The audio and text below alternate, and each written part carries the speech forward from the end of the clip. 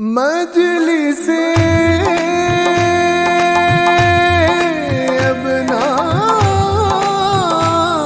इस्लाम मजलिसे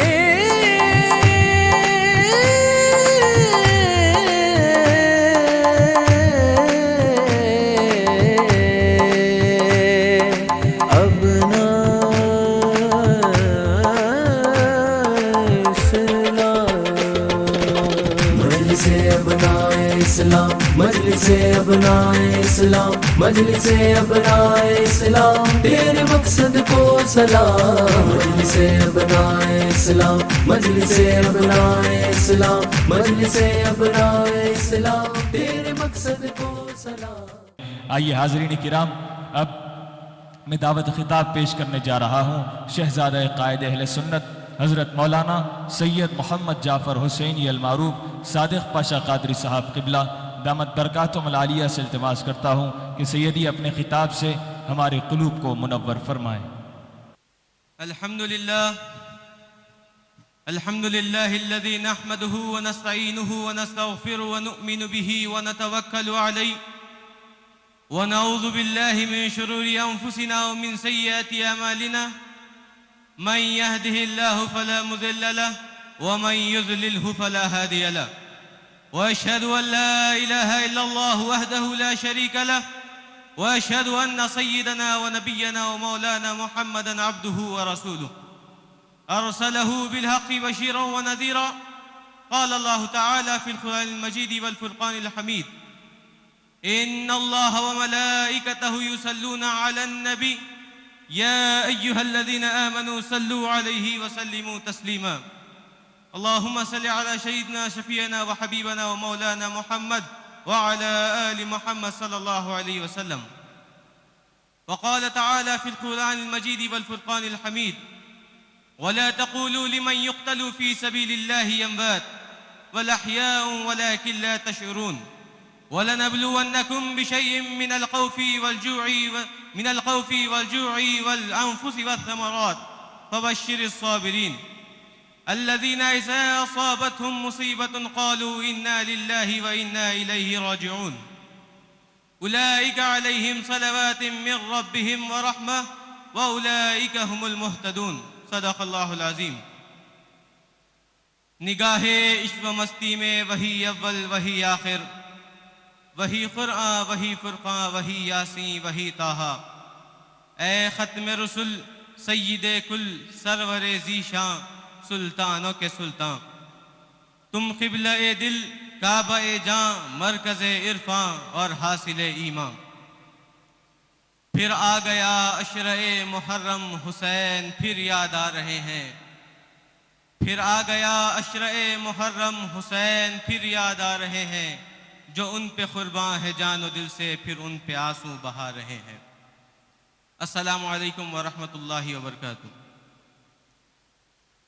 हाज़रीन इकराम, आज ये महफिल शहादत इमाम हुसैन अलैहिस्सलाम और शहदाए करबला की याद में मनाई जा रही है. आज हम और आप बड़े ही खुशकिस्मत हैं कि हमें इस महफिल में आने की अल्लाह तबारक व तआला ने तौफीक अता फरमाई. हाज़रीन, इब्तिदा में जो मैंने आयत करीमा की तिलावत की थी वो सूरह बकरा की आयत नंबर 154, 155 और 156 थी.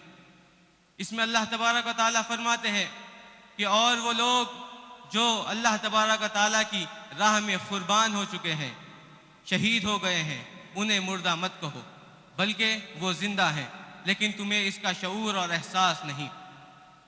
और ज़रूर ब ज़रूर अल्लाह तबारक व तआला तुम्हें आज़माएगा खौफ के ज़रिए, भूख के ज़रिए, जान के ज़रिए, माल के ज़रिए और फलों के नुकसान से.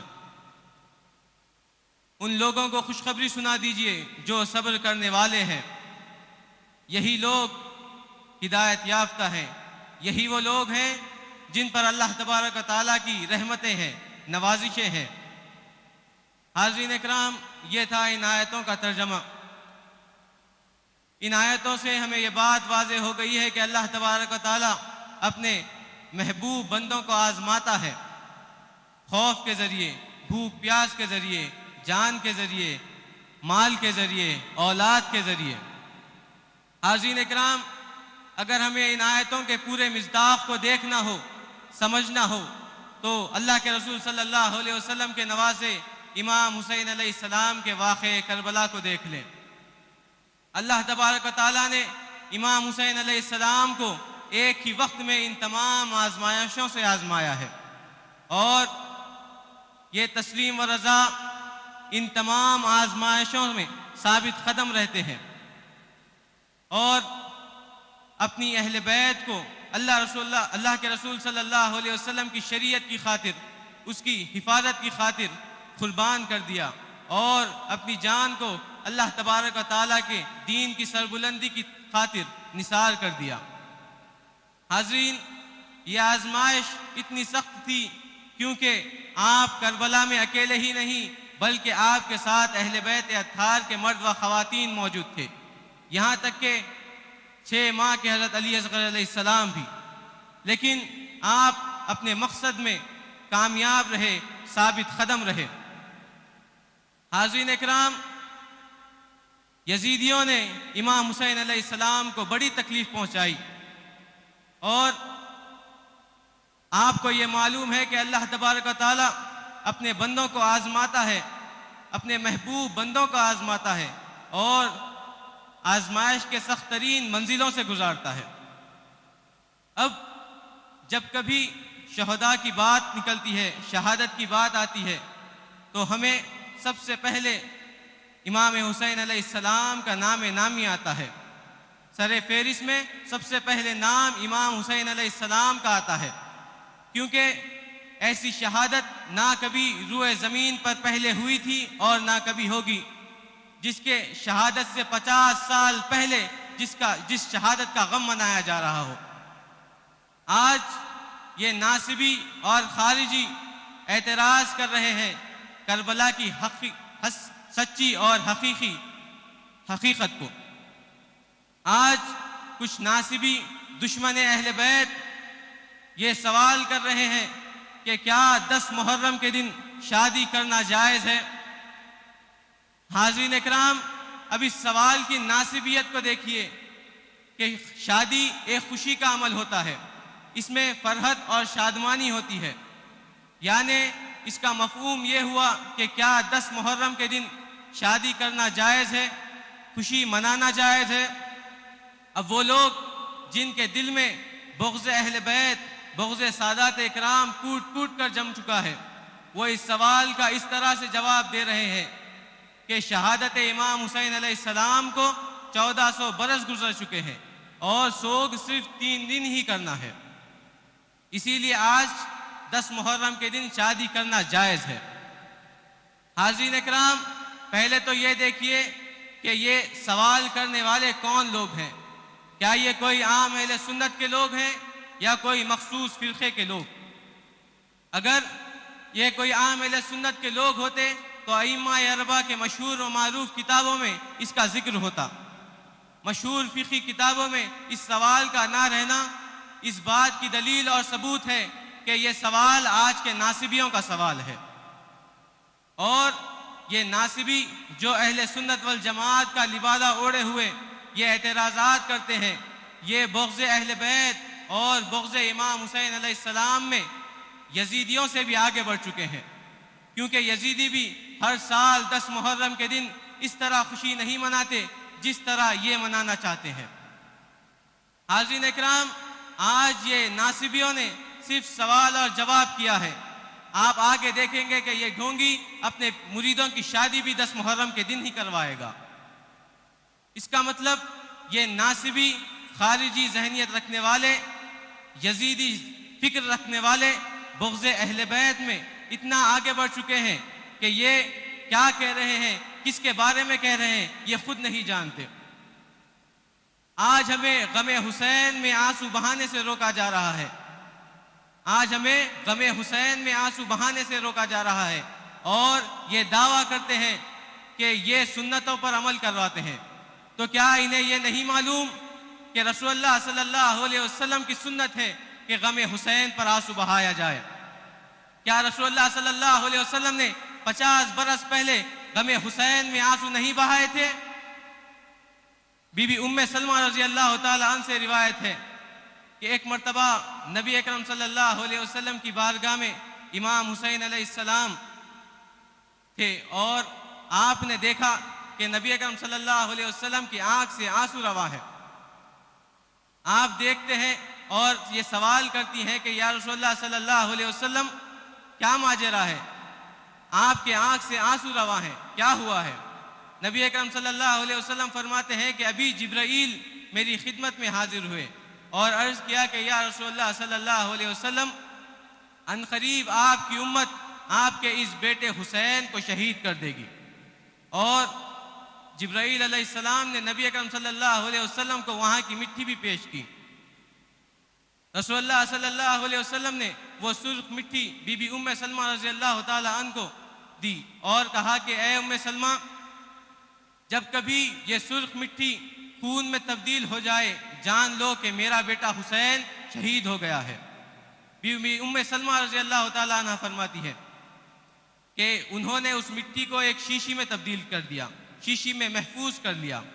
और एक मर्तबा दोपहर का वक्त था, वो आराम कर रही थी। आपके ख्वाब में नबी अकरम सल्लल्लाहु अलैहि वसल्लम आते हैं और आप बहुत ही गमगीन और गर्द आलूद थे। नबी अकरम सल्लल्लाहु अलैहि वसल्लम ने फरमाया कि मैं करबला से आ रहा हूँ, मेरे बेटे हुसैन को शहीद कर दिया गया है। उसी वक्त बीबी उम्मे सलमा की आंख खुलती है और आप उस शीशी को देखती हैं तो वो सुर्ख मिट्टी खून में तब्दील हो गई थी। इस रिवायत को इमाम तबरानी नकल फरमाते हैं। एक और हदीस, एक और रिवायत है, इसी तरह बीबी उम्मे फजल रजी अल्लाह ताला अन्हा रिवायत करती है और इसको मिशकात में और दलाइल नबुवा में इमाम बैहक़ी ने नकल फरमाया है। आप फरमाती हैं कि मैंने नबी अकरम सल्लल्लाहु अलैहि वसल्लम की बारगाह में हाजिर हुई और अर्ज किया कि या रसूलुल्लाह सल्लल्लाहु अलैहि वसल्लम, आज मैंने बड़ा ही अजीब ख्वाब देखा है। नबी अकरम सल्लल्लाहु अलैहि वसल्लम फरमाते हैं कि आपने क्या देखा? वो अर्ज करती हैं कि या रसूलुल्लाह बड़ा ही शदीद ख्वाब है। आप फरमाते हैं कि आपने क्या देखा, बताइए। वो अर्ज करती हैं कि या रसूलुल्लाह सल्लल्लाहु अलैहि वसल्लम, मैंने ख्वाब में देखा कि आपके जिस्म अत्थर से एक टुकड़ा काट कर मेरी गोद में दिया गया। आप सल्लल्लाहु अलैहि वसल्लम उन्हें इत्मीनान दिलाते हैं और फरमाते हैं कि आपने बड़ा ही अच्छा ख्वाब देखा है, इंशाअल्लाह ताला सैयदा को एक शहजादे तवल्लुद होंगे। और वो फरमाती है कि यही हुआ जैसा कि नबी अकरम सल्लल्लाहु अलैहि वसल्लम ने मुझे खुशखबरी और बशारत दी थी। सैयदा के घर इमाम हुसैन अलैहिस्सलाम तवल्लुद हुए। यही बीबी उम्मे फज़ल रज़ी अल्लाह ताला अन्हा से रिवायत है कि आप फरमाती हैं कि एक मर्तबा मैं नबी अकरम सल्लल्लाहु अलैहि वसल्लम के पास नबी अकरम सल्लल्लाहु अलैहि वसल्लम की खिदमत में हाजिर हुई और इमाम हुसैन अलैहिस्सलाम को आपकी खिदमत में पेश किया। फिर वो अपने काम में मसरूफ हो गई। कुछ ही देर में आप देखती हैं कि नबी अकरम सल्लल्लाहु अलैहि वसल्लम के आंख से आंसू रवा हैं और इमाम हुसैन अलैहिस्सलाम नबी अकरम सल्लल्लाहु अलैहि वसल्लम की गोद में है। ये हैरान होकर नबी अकरम सल्लल्लाहु अलैहि वसल्लम से इरशाद करती है कि या रसूलुल्लाह सल्लल्लाहु अलैहि वसल्लम, क्या माजरा है?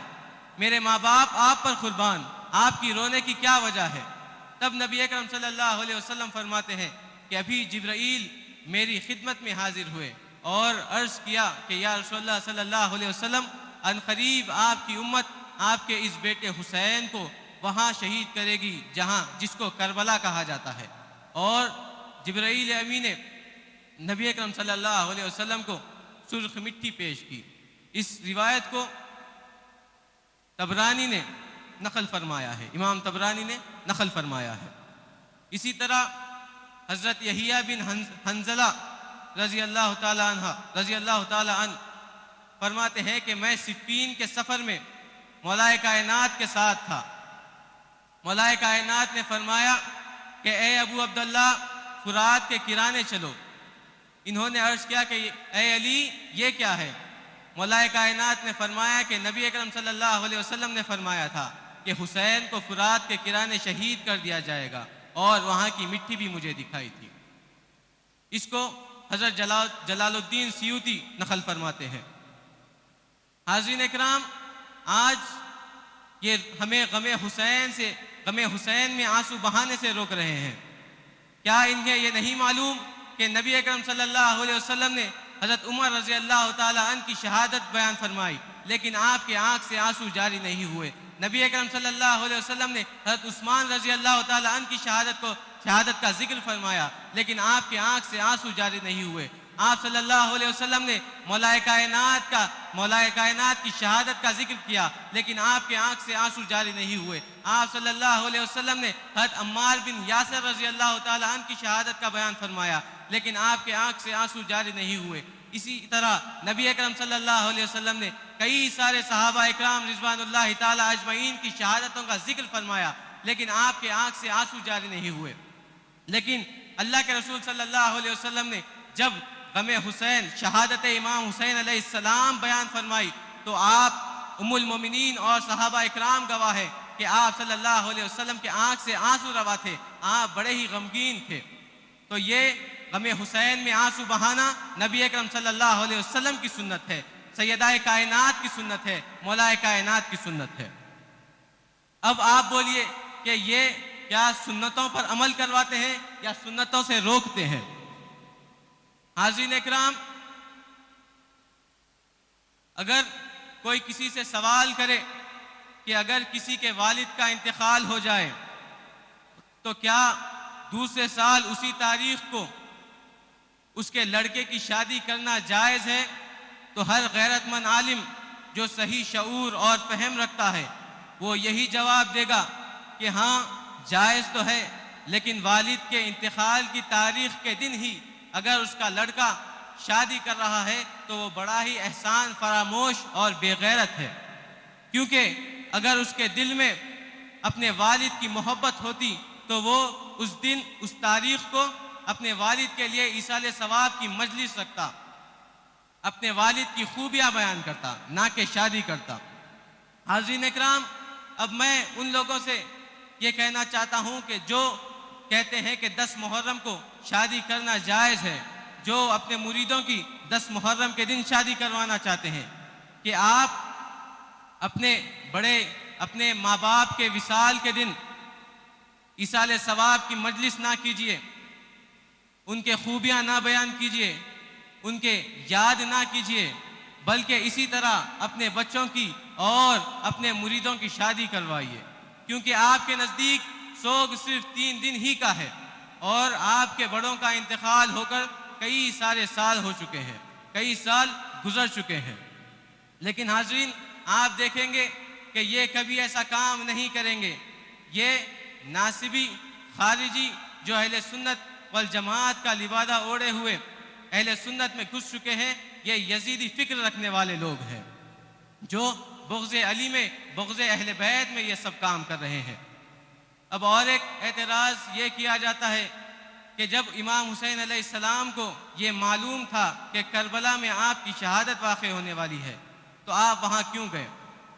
हाज़रीन इकराम, ये बात ये नासिबी यजीदी कभी नहीं समझ सकते कि ये इब्राहीम अलैहिस्सलाम और इस्माइल अलैहिस्सलाम का वो मुक़द्दस खून है जो अपनी जान को अल्लाह तबारक व तआला की बारगाह में कुर्बान कर दिए, अल्लाह की रज़ा के लिए अपनी जान को कुर्बान कर दिए।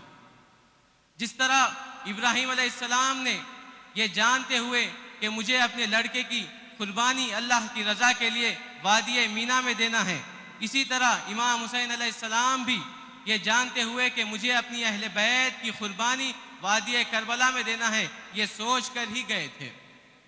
जैसा कि इस्माइल अलैहिस्सलाम ये सोचते हुए गए थे कि मुझे अल्लाह तबारक व तआला की रज़ा की खातिर वादी मीना में कुर्बान होना है, इमाम हुसैन अलैहिस्सलाम भी ये सोच कर वहीं वादी करबला में गए थे कि मुझे अल्लाह की रज़ा की खातिर अपने नाना रसूल पाक सल्लल्लाहु अलैहि वसल्लम की शरीयत की खातिर कुर्बान होना है।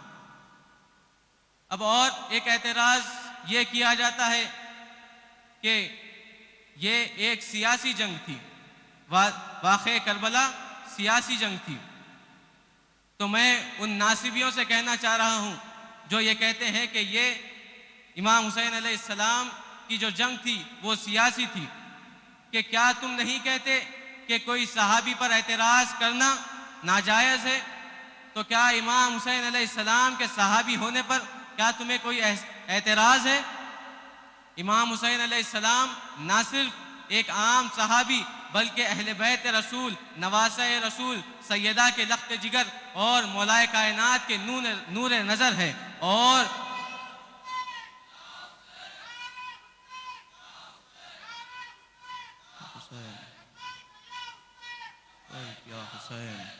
ये वो मुक़द्दस ज़ात है जिसको अल्लाह तबारक व तआला ने जन्नती नौजवानों का सरदार करार दिया है। तो क्या कोई जन्नती नौजवानों के सरदार होने के बावजूद इस दुनिया की हसीर सियासत के लिए जंग करेंगे? जिस ताज के लिए यजीद ने इतने सितम किए, जिस ताज के लिए यजीद ने इतने सितम किए, वो ताज तो हुसैन के गुलामों की खदमों की धूल है। वो ताज तो हुसैन के गुलामों की खदमों की धूल है। हाज़रीन इकराम, इन्हीं चंद कलिमात के साथ मैं अपनी बात को ख़त्म करता हूँ। व आखिरु दावाना अल्हम्दुलिल्लाहि रब्बिल आलमीन। मजलिसे अपना इस्लाम, मजलिसे